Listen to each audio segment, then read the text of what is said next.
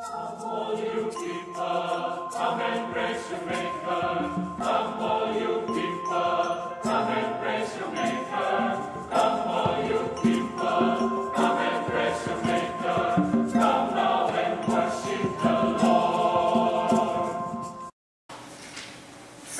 educate. Number two, to exalt, to worship God. Yang pertama tadi adalah untuk mengajarkan tentang Tuhan.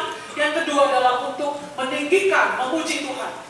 The first time we hear of music being used by God's people was when after they crossed the sea. Pertama kali kita mendengar bagaimana mereka menggunakan musik dalam Alkitab adalah ketika mereka setelah menyeberangi Laut Merah. And the Bible says, after they crossed the Red Sea, Moses and the Israelites sang. Yang dikatakan di situ setelah Musa dan orang Israel menyeberangi laut mereka, lalu mereka bernyanyi. And they sang to the Lord. Dan mereka bernyanyi kepada Tuhan. That is called worship. Dan itu yang disebut dengan ibadah.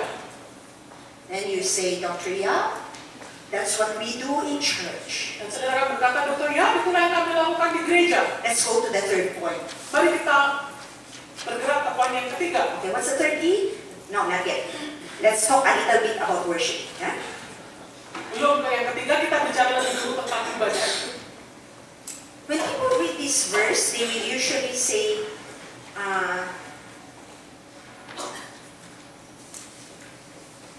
they worship, they sang a happy song, they sang a celebratory song.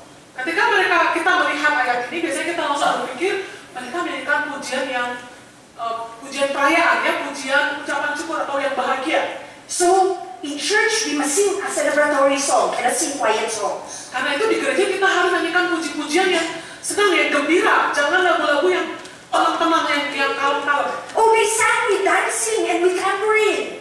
Oh, mereka menyanyi dengan tamborin dan dengan tari-tarian. So we should have a dance ministry and a tambourine ministry. Jadi kita harus punya pelayanan tamborin dan juga tari-tarian di dalam gereja. Oh, that church does not allow dancing. No good, not biblical. Oh, di situ gereja itu tidak boleh ada tari-tarian, maka gereja itu sebenarnya tidak berdasarkan Alkitab. Don't read the Bible like that, huh? It's not right. Jangan membaca Alkitab seperti itu. What I want to do is I want to sit there and ask a question that typically people don't ask. And this question is this. Why did they sing?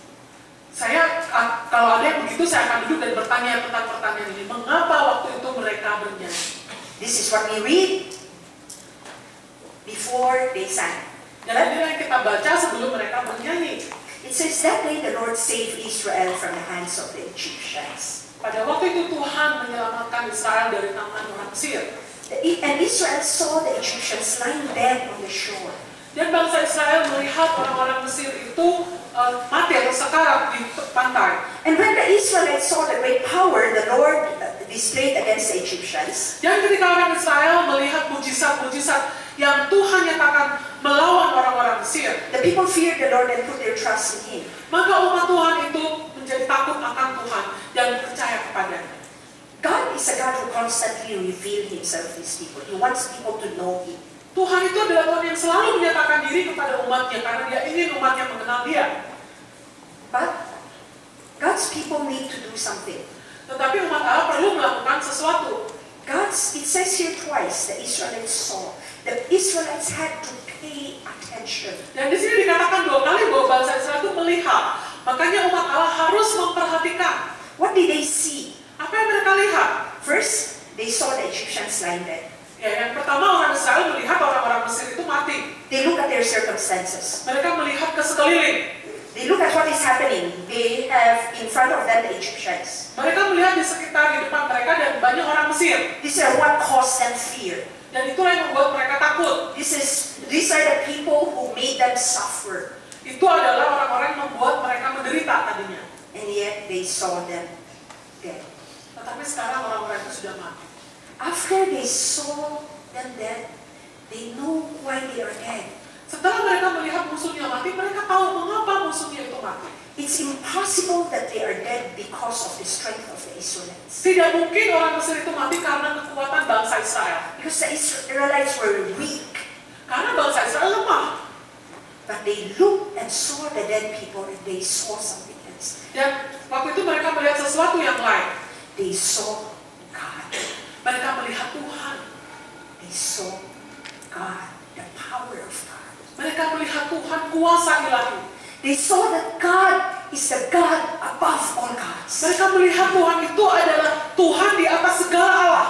They saw that God is above the greatest gods of that time, the Egyptian gods. Allah yang melebihi dari segala ilah-ilah dari bangsa Mesir. They saw the glory and power of God. Mereka melihat kemuliaan dan keajaiban kebesaran Tuhan.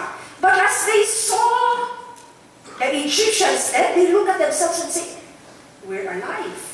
Waktu mereka melihat orang Mesir mati dan melihat diri sendiri, mereka berkata, kita hidup. We are a nation of slaves. Kita ini adalah bangsa budak. We are the smallest and weakest nation, but we are alive." Kita ini adalah bangsa yang paling kecil dan paling lemah, tetapi sekarang kita hidup. The God of all, the only God, showed grace to us. Jadi Allah yang mengatasi segala Allah itu ternyata telah menunjukkan kemurahannya kepada bangsa yang kecil dan lemah ini. So when God was revealing His glory and grace to them, jadi ketika Tuhan menyatakan kemuliaan dan anugerahnya kepada mereka, they paid attention to God.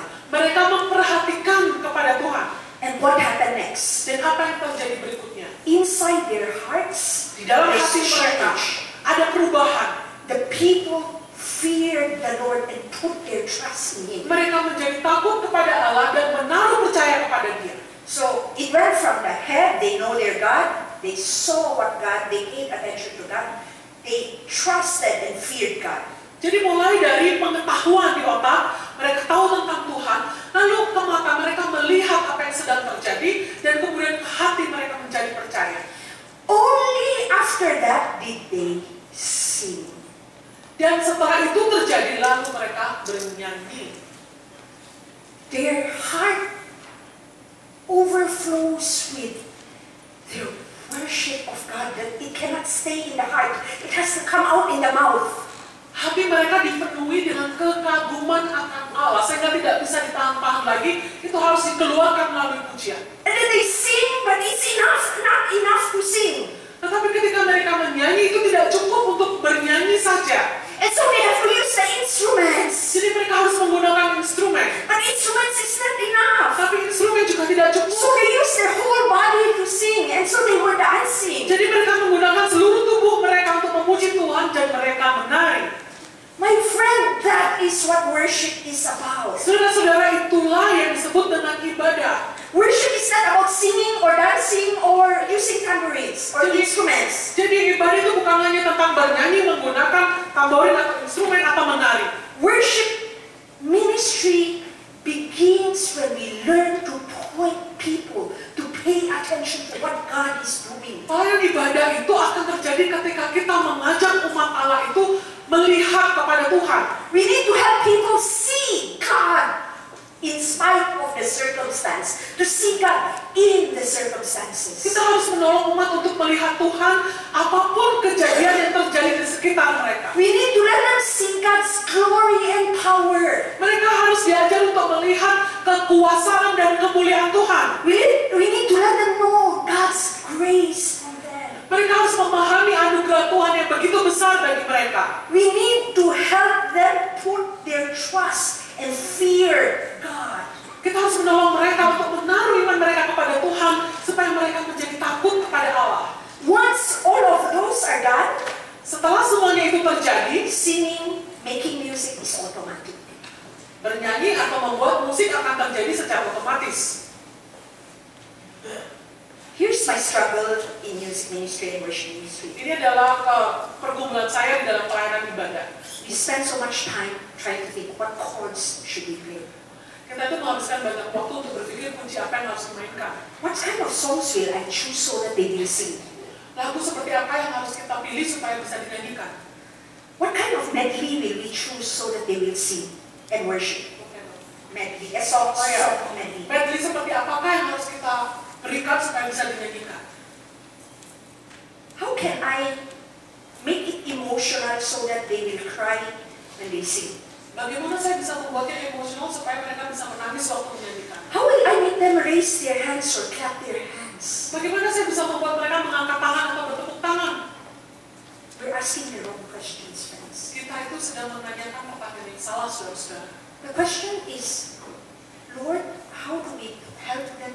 attention to you. Pertanyaannya adalah sebenarnya Tuhan, bagaimana pelayanan musik dan ibadah ini bisa menolong jemaat untuk mengenal Tuhan.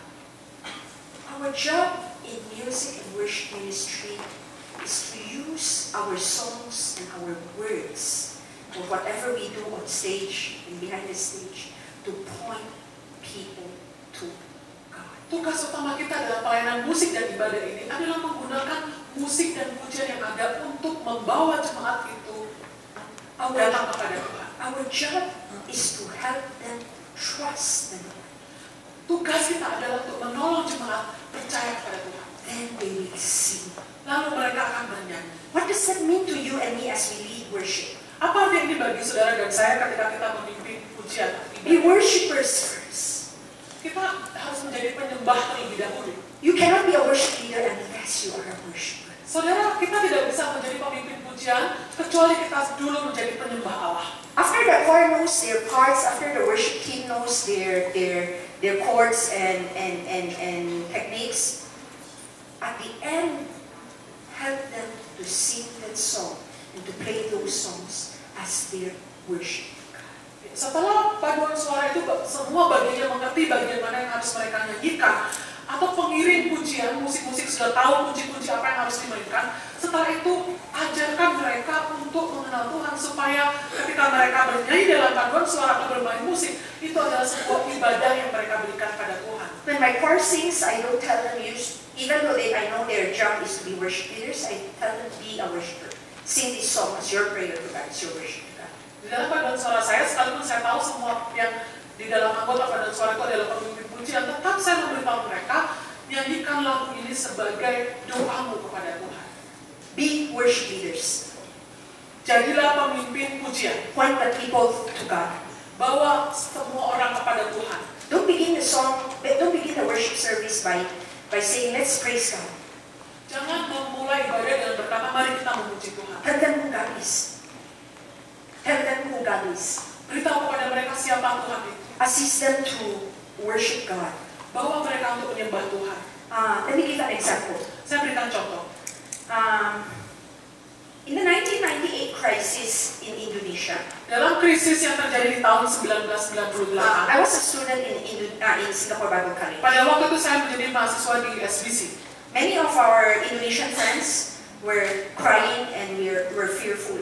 Banyak teman-teman yang dari Indonesia yang sedang studi menangis dan mereka sangat ketakutan. I remember having a classmate whose sister was raped. Saya ingat ada seorang teman kelas saya yang saudaranya itu atau kakaknya diperkosa. Then we went to chapel. Lalu kami pergi ke chapel. I thought, I wonder how the dean will lead us in worship, because it was impossible to worship. Pada waktu itu saya bertanya, bagaimana dekan kami akan memimpin kami dalam ibadah? Karena rasanya pada waktu sangat mustahil untuk beribadah. He went up the stage. Kemudian dekan kami pergi ke atas panggung. And then he said, there's a song that goes like this. Ada sebuah lagu yang bunyinya seperti ini. This is my Father's word. This is my Father's word. Ini adalah dunia Allah, Bapa kita. And he said the title, I said, it's a song about creation. Waktu dia mengatakan lagu itu, saya berpikir ini adalah sebuah lagu tentang ciptaan. What does the song about creation got to do with Indonesian crisis? My goodness, this dean is not sensitive to the needs of Indonesia. Kemudian saya berpikir ini lagu adalah tentang ciptaan, lalu apa hubungannya dengan krisis yang sedang terjadi di Indonesia? Ya ampun, ini dekan ini sangat tidak sensitif dengan situasi yang sedang terjadi. Then he continued. He said, stanza 3 said this. Kemudian dia melanjutkan perkataannya dan berkata, this is my Father's word. Ini adalah dunia Bapa kita. Oh, let me never forget. Biarlah saya tidak pernah melupakannya. That even though the wrong seems often so strong, sekalipun kelihatannya hal-hal yang jahat, yang salah itu tampaknya sangat kuat, God is the ruler yet. Tetapi Tuhan itulah sejatinya penguasa yang sesungguhnya. I was led to worship. Pada waktu itu saya diminta memimpin pujian. I went in the chapel, I was not ready to worship. worship. Pada waktu itu saya pergi ke sana, saya tidak siap untuk beribadah. But he began that worship by pointing us to God. Tetapi dia mulai ibadah itu dengan membawa kami untuk melihat kepada Tuhan. And then he let us sing, "This is my Father's work." Lalu mengajak kami semua untuk menyanyikan pujian, "This is my Father's work." Friends, if your church do not sing, it's probably because we have not pointed them. Jadi kalau gereja kita itu tidak bernyanyi atau sulit, mungkin salah kita karena kita tidak membawa mereka melihat pada Tuhan. Tell them who God is.